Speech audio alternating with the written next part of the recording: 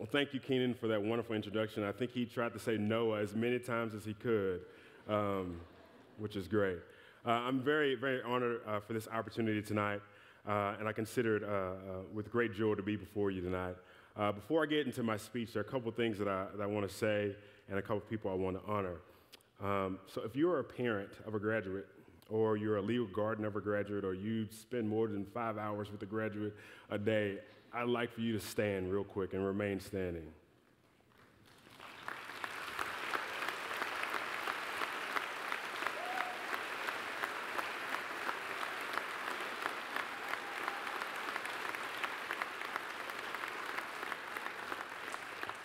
Keep standing.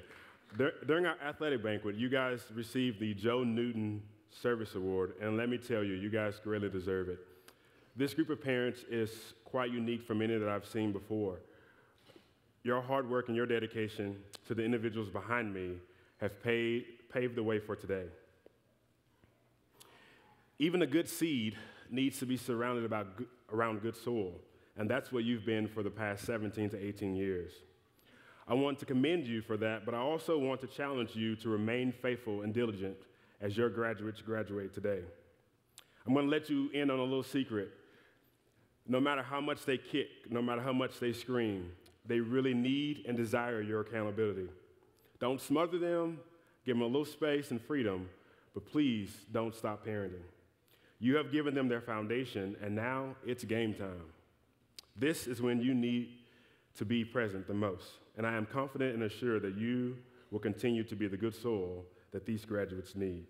So on behalf of the class of 2011, I want to join you again in saying thank you. Thank you. You may be seated.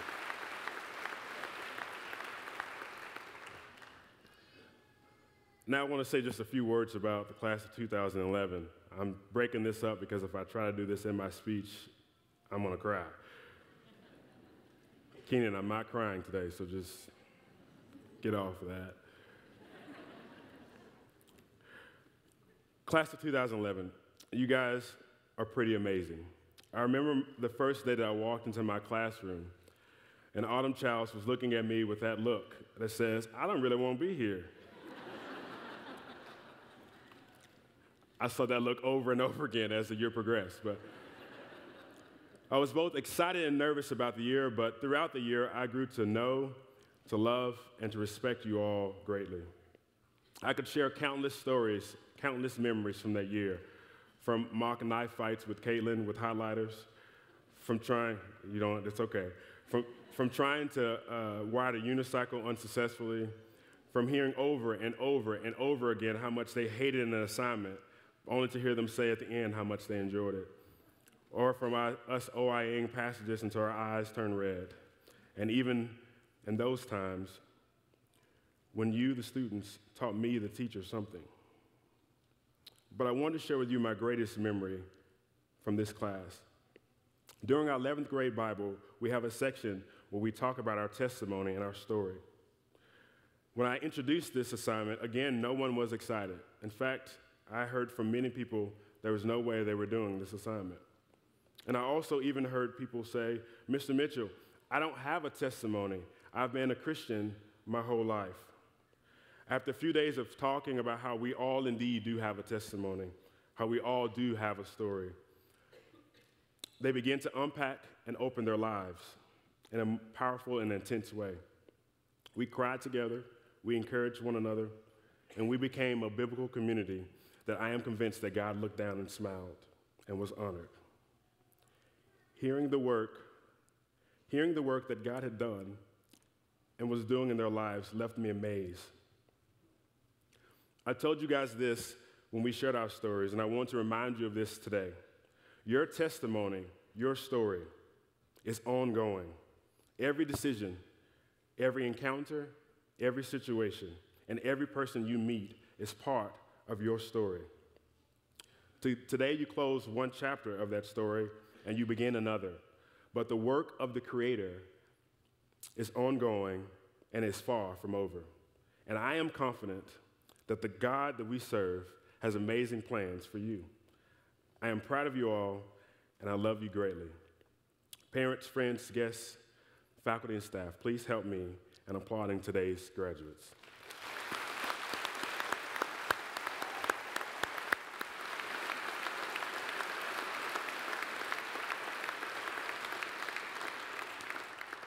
Believe it or not, that was the hardest part of my speech. Okay, so we're good now. I'm good, we're good. When I was asked to speak today, well, not today, but when I was asked to speak for today, I was bombarded with a lot of feelings. I was excited, I was honored, I was eager, and then I realized that I was going to have to write a speech, and that it was kind of expected to be good. And so I got a little overwhelmed and a little frustrated with myself, and I did what any person in the 21st century would do. I went to YouTube and I typed in graduation speeches. And I spent several hours looking at some of the most amazing graduation speeches you've ever seen. You're not going to see any of them tonight, but they were really, really good. I got a little depressed, a little overwhelmed. I was like, I can't be that funny. I can't be that serious. I can't be that inspiring. And so I've been putting off writing this for a very long time. And then the other day, a wise man who actually is on our staff, he said this. He said, Noah, they want you to speak, so why don't you speak? So that's what I'm going to do today. Seniors, I've got 5 nuggets that I want to give you, okay? 5 nuggets of information that I want to give you. 5 things that I wish that 10 years ago someone had told me as I was making the journey to college. We're going to do those 5 things, and we're going to do them quickly, all right? Church said amen. That's the easiest way to get an amen. It's in conclusion, you know. Right? Don't you love when your pastor says that on like point 2? He's like, you're not concluding. You got me. All right. First thing, with freedom comes responsibility. Somebody say, with freedom. Now everybody say, with freedom comes responsibility. Kate, I'm just making sure they're awake, okay? I remember thinking that when I graduated, I had all this freedom, and it was awesome, and it's there and it's real. I could go where I wanted to go. I could talk to who I wanted to talk to. I could hang out as long as I wanted to. I could go to class. I could not go to class. I could be late for class. I could bring my notebook to class. No one really cared. There was no one telling me, no mother saying, hey, where's your assignment? Did you do your homework? I had all this freedom, and it was great. I met a guy my freshman year by the name of Chad, and Chad was a really cool guy. And one of the things I liked about Chad was that he was really into movies. He loved movies, so much so that the second week of school, I found out that Chad had a collection of 162 DVDs. He counted them all. He was obsessed with these DVDs. They were categorized. They were alphabetized. They were in this nice little notebook. And if you ever touched the notebook without Chad's permission, there was consequences and repercussions. And so Chad was obsessed with DVDs. And I thought that was really cool because I was like, who has that many movies? But my next thought was, we should watch them all. And then my very next thought was, this semester. So I did what any reasonable person would do. I challenged Chad to a movie-watching extravaganza for the semester. And Chad did what any reasonable man would do. He accepted. Now, 162 movies in a little under 4 months. For some of you who are slow with math like me, that's about 120 days, give or so. So we had a lot of work to do. 162 movies, 120 days. Now, of course, this was such a great idea that other people around us decided to join in. And so before you know it, we had 7, 8, 9 people who were part of this challenge, watching 1, 2, 3, sometimes 4 movies a night. We stayed up to 4, 5, 6, 7, 8 in the morning. And of course, since I was a genius, I had all morning classes my freshman year. So there are many times that I would get done watching a movie, roll over, and go straight to class, not having done my homework, not having any idea what was going on, and very, very sleepy. I found myself finishing the year, and as we finished the semester, we had met our goal of watching 162 movies. Though I had met that goal, I hadn't met my goals in the classroom. I found myself on academic probation, not sure if I was going to remain at JBU, and I had put many of my scholarships in jeopardy. I had the freedom, but I didn't understand that that freedom came with responsibility.